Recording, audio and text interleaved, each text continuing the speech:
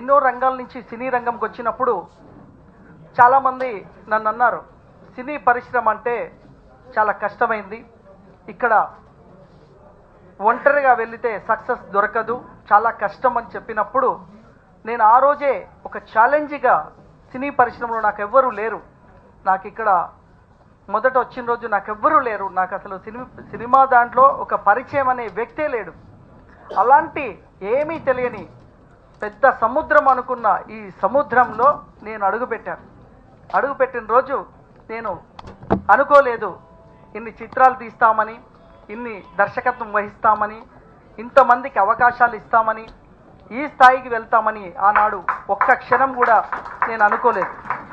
అయితే ఆ ప్రయాణంలో సక్సెస్ చాలా నిష్ఠగా పనిచేశాం కాబట్టి, అంటే ఏ పని మీద అయితే వచ్చామో, ఏ లక్ష్యం కోసమైతే వచ్చామో ఆ లక్ష్య సాధన కోసమే అదే లక్ష్యంగా ప్రయాణం చేయడంతో నాకు సక్సెస్ చాలా సులువుగా వచ్చేసింది. ఆ సులువైన లక్ష్యంలో నేను ఎన్నో చిత్రాలు నిర్మించాను. మా బ్యానర్లో ఎంతోమందిని పరిచయం చేయడం జరిగింది. మా బ్యానర్లో నీతోను నేనున్నాలో ఒక హీరోయిన్ పరిచయం చేస్తే అమ్మాయి నా మూవీ అయిపోగానే ఇమ్మీడియట్లీ ఓం శాంతి ఓం షారుఖ్ ఖాన్ మూవీలో హీరోయిన్ అయింది. అంటే మా బ్యానర్ మొదటి నుంచి కూడా మా బ్యానర్లో వచ్చిన ప్రతి సినిమాలో చేసిన అందరు నటులు కూడా అత్యున్నత స్థానానికి ఎదిగారు. ప్రతి బ్యానర్ అంటే ప్రతి మూవీలో ఎవరు కూడా మామూలుగా లేరు.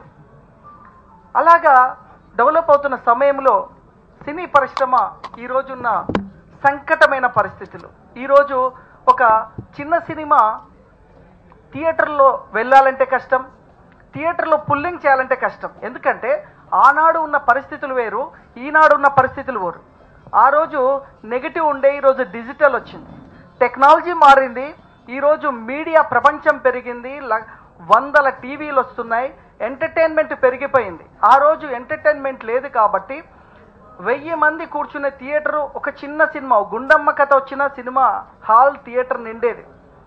కానీ ఈరోజు ఆ పరిస్థితులు లేవు, థియేటర్స్ నిండే పరిస్థితి లేదు. ఒక స్టార్ ఇమేజ్ ఉన్న హీరో థియేటర్స్లో రిలీజ్ అయినాక కూడా సబ్జెక్ట్లో దమ్ము లేదంటే స్టార్ ఇమేజ్ ఉన్న హీరో సినిమా కూడా ఫస్ట్ షోకి జనం లేని పరిస్థితి ఉంది. ఈరోజు ఒక ప్రపంచ రికార్డు, ఒక Guinness book record, world record కొట్టాలనే ఉద్దేశంలో తయారు చేస్తే నేను జనరల్ క్యాజువల్గా ఒక్క రిక్వెస్ట్ ఫేస్బుక్లో పెడితే నాకు 300 అప్లికేషన్లు వచ్చాయి.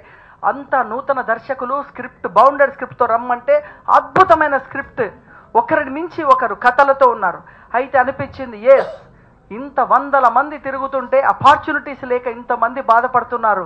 ఒక 300 మంది ఒక్క ఫేస్బుక్ రిక్వెస్ట్ తోటే వస్తే ఇంకా మీడియా ద్వారా అయితే ఎన్ని వేల మంది వస్తారు, ఎంతమంది ప్రయత్నం చేస్తున్నారు, ఎంతమంది అవకాశం కోసం చూస్తున్నారు. మరి వీళ్ళందరికీ ఒక వేదిక కావాలి. నాకు ఇచ్చిన ఈ జన్మలో ఈ సినీ ప్రపంచంలో నాకున్న తెలివితేటలు, నాకున్న 24 డిపార్ట్మెంట్ల మీద ఉన్న అవగాహన, మరి నాకున్న ఇప్పుడున్న ఆర్థికంగా నేను బిజినెస్లో నా ఎదుగుదల, ఇవన్నీ కలిపి ఒక కొన్ని 100 మందికి 1000 మందికి సినీ ప్రపంచంలో ఎలాంటి కష్టాలు పడకుండా, బాధలు పడకుండా సునాయసనంగా అప్డేట్ అయ్యి ఈరోజున్న పరిస్థితుల్ని, టెక్నాలజీని ఉపయోగించుకొని ఈరోజు దృష్టి పెట్టి అలాంటి చిత్రాలు నిర్మించాలని సంకల్పం చేస్తే అద్భుతం. నాకు వచ్చిన స్పందన కానీ, నాకు వచ్చిన రెస్పాన్స్ కానీ అంటే వండర్ఫుల్. ఈరోజు పూజా కార్యక్రమానికి నిన్ననే జస్ట్ ఇన్వైట్ చేశాను. మా అన్నగారు ఆర్ కృష్ణయ్య గారు, అంటే ఆర్ కృష్ణయ్య గారు అన్నగారు ఎందుకంటారంటే మాది ఒక 20 సంవత్సరాల అనుబంధం. అన్నీ కూడా ఒక డిఫరెంట్ కాన్సెప్ట్, అంటే ఒక కథకి ఇంకో కథ, దీనికి ఒక కమిటీ ఫామ్ చేశాం, అంటే కథలు వినడానికి ఒక ఫామ్ చేశాం. దీనికి చాలా వరకు కొత్త డైరెక్టర్లకే అవకాశం, బౌండెడ్ స్క్రిప్ట్తో వచ్చే వాళ్ళకే అవకాశం అని ప్లాన్ చేసి నేను ఎఫ్బీలో పెట్టాను. బౌండెడ్ స్క్రిప్ట్ వాళ్ళే నా దగ్గరికి సంప్రదించడం జరిగింది. ఇందులో మేజర్గా 99% కొత్త నటులకే అవకాశం ఇవ్వమని చెప్పాను. ఎందుకంటే కొత్త వాళ్ళు ఎంతో 100 మంది తిరుగుతున్నారు, వాళ్ళకి అవకాశం లేక ఇబ్బంది అవుతుంది. నన్ను ఈ మధ్యన ఎస్టాబ్లిష్డ్ డైరెక్టర్స్ నన్ను అప్రోచ్ అయినప్పుడు నేను అన్నాను, మీరు డైరెక్టర్ అయ్యారు, ఈజీగా అయిపోయారు, కానీ వచ్చే డైరెక్టర్ కావాలంటే వాడికి ఎన్నో ఇబ్బందులు, కాబట్టి మనం వానికి అవకాశం ఇద్దామని కూడా మా దర్శక సోదరులు కూడా చెప్పడం జరిగింది. ఆ విధంగా ఈ జూలై ఎండింగ్లో ఒక స్టూడియోలో 10 చిత్రాలని ఏకకాలంలో ప్రారంభించే ప్లాన్ చేసాం. దీంట్లో మాత్రం టోటల్లీ కొత్త మ్యూజిక్ డైరెక్టర్ దగ్గర నుండి హీరో, హీరోయిన్స్ ఎవ్రీథింగ్ కొత్త వాళ్ళే. అంటే సృజనాత్మకమైన కథలు. కథ కూడా ఈ బూతులు ఇవి కాదు, దీనికి భిన్నంగా పాటలు పెట్టామా, ఐటెంలు పెట్టామా కాకుండా ఒక భిన్నమైన స్టోరీ తీసుకొని ఆ స్టోరీని కమిటీ యాక్సెప్ట్ చేసేలాగా, కమిటీలో అది బాగుండాలి. వారి వారి బౌండెడ్ స్క్రిప్ట్తో వచ్చేస్తే మొదటగా July ending or August first వీక్లో 10 సినిమాలు ప్రారంభిస్తాం. మళ్ళీ గ్యాప్ 2 నెలల గ్యాప్ తీసుకొని మళ్ళీ వెంటనే ఇంకో 10 మూవీస్ స్టార్ట్ అవుతుంది. ఆడియో ఫంక్షన్ కూడా ఒకేసారి 10 మూవీస్ చేస్తాం. అండ్ సినిమా రిలీజ్ కూడా ఒకేసారి 2 రాష్ట్రాల్లో చేస్తాం. ఈ కార్యక్రమానికి వచ్చినటువంటి సినీ దిగ్గజాలందరికీ పేరు పేరున నా యొక్క హృదయపూర్వక నమస్కారాలు. సాయి వెంకట్ ఎప్పుడు చాలా రోజులుగా పరిచయం. ఆయన చేస్తున్నటువంటి ప్రతి కార్యక్రమం ఆయన చూస్తుంటే చాలా సింపుల్గా కనిపిస్తాడు, కానీ చేసే పనులు మాత్రము అద్భుతంగా గొప్ప పనులు చేస్తుంటాడు. అదేవిధంగా ఒకేసారి 10 సినిమాలు తీయడం అనేది చిన్న విషయం కాదు. ఇది సినీ చరిత్ర లోపలనే చాలా గొప్ప విషయం. ఇది అందరికీ ఆదర్శనీయం కూడా. మరి సాయి వెంకట్లో ఉన్నటువంటి ప్రతిభ, సృజనాత్మక శక్తి, ఇన్నోవేటివ్ ఐడియాసు సినీ ఫీల్డ్ అంతా కూడా తీసుకోవాల్సిన మార్గదర్శకంగా తీసుకోవాల్సినటువంటి అవసరం ఉంది. Cinema information technology, digital technology ప్రపంచంలో శరవేగంతో మార్పు చెందుతున్నటువంటి వ్యవస్థలో వస్తున్నటువంటి వ్యవస్థీకృతమైనటువంటి మార్పులకు తగ్గట్టుగా సినీ ఫీల్డ్ యొక్క ప్రాధాన్యత తగ్గిందని అనుకుంటున్నారు, కానీ అనుకున్నంత తగ్గలేదు. అదే ఇన్ఫర్మేషన్ టెక్నాలజీ, అదర్ టెక్నాలజీల ప్రభావం ఉన్నా సినీ పరిశ్రమ ఇంకా తన ప్రభావాన్ని కోల్పోలే. అయితే సినీ పరిశ్రమ ఒకప్పుడు రాజకీయాలనే ఎన్టీ రామారావు తారుమారు చేసినటువంటి స్థాయికి రాజకీయాల నాయకుల యొక్క ఆ టాలెంట్ను చూసి ఓట్లేపించి గవర్నమెంట్లోనే మార్చినటువంటి చరిత్ర ఎన్టీ రామారావుకు ఉంది.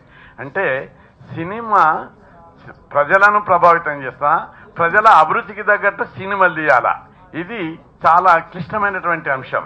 చాలా మంది సినీ డైరెక్టర్లు, దర్శకులు, ప్రొడ్యూసర్లు అందరు కూడా ఏంటిదంటే ప్రజల అభిరుచికి తగ్గట్టు మేము సినిమాలు తీయకపోతే మా సినిమాలు ఫెయిల్ అవుతాయి అని. అంటే ఈరోజు ఒక మంచి దినంగా చెప్పొచ్చు. సినిమాలు తీయాలంటేనే భయం వేస్తున్న ఈ రోజుల్లో 10 సినిమాలు తీస్తానని ముందుకొస్తున్న సాయి వెంకట్ గారికి ముందుగా నా అభినందనలు. ఎంతో ఈ సినిమాలతో చాలా మంది టెక్నీషియన్స్ కానీ, డైరెక్టర్స్ కానీ, హీరోస్ కానీ వారి కొత్త వారిని తీసుకుంటామని అంటున్నారు. అది ఇంకా మంచి విషయం. ఎందుకంటే ఇండస్ట్రీని నమ్ముకొని చాలా మంది రోడ్లపైన తిరుగుతున్న వారు చాలా మంది ఉన్నారు. ఇలాంటి అవకాశాల కోసం వెయిట్ చేసేవారు. తప్పకుండా వారందరికీ మంచి అవకాశం వచ్చి మంచి సినిమాలుగా తీసి మంచి పేరు రావాలని నేను కోరుకుంటా ఉన్నాను. సాయి వెంకట్ గారితో ఆయన ఇంతకుముందే చెప్పినట్టు నాకు చాలా రోజుల ఫ్రెండ్షిప్ అనుబంధం ఉంది. ఆయన మొదటి సినిమా యువకులు అనే సినిమాని నేను నైజాం డిస్ట్రిబ్యూట్ చేయడం జరిగింది.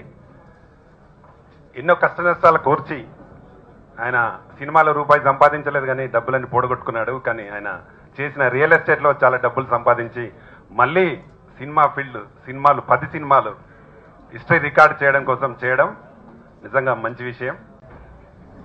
కొన్ని కోట్ల శుభాకాంక్షలు ఒకే ఒక్క వాయిస్తో చెప్తాను.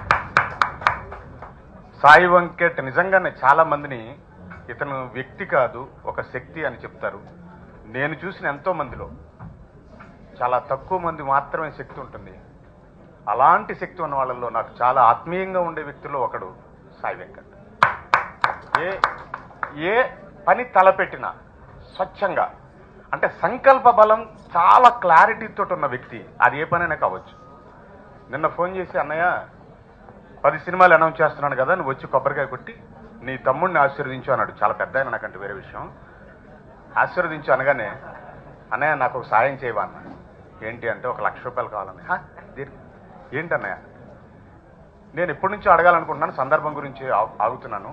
మూవీ ఆర్టిస్ట్ అసోసియేషన్లో గత 15-16 సంవత్సరాల నుంచి నేను ఉన్నప్పటికీ ఇప్పుడున్న వాతావరణంలో పేదవాళ్ళకి సహాయం చేయవలసిన అవసరం ఎక్కువ ఉంది కాబట్టి నీ దగ్గర ఇలాంటి డబ్బులు అడుగుతున్నాను నేను అన్న ఇంత అమౌంట్ డెఫినెట్గా ఇస్తా, రేపు శుభ సందర్భం కాబట్టి రేపు మాత్రం 25,000 రూపాయలు ఇస్తానని ఈ రోజు నన్ను రమ్మన్నాడు ఆయన.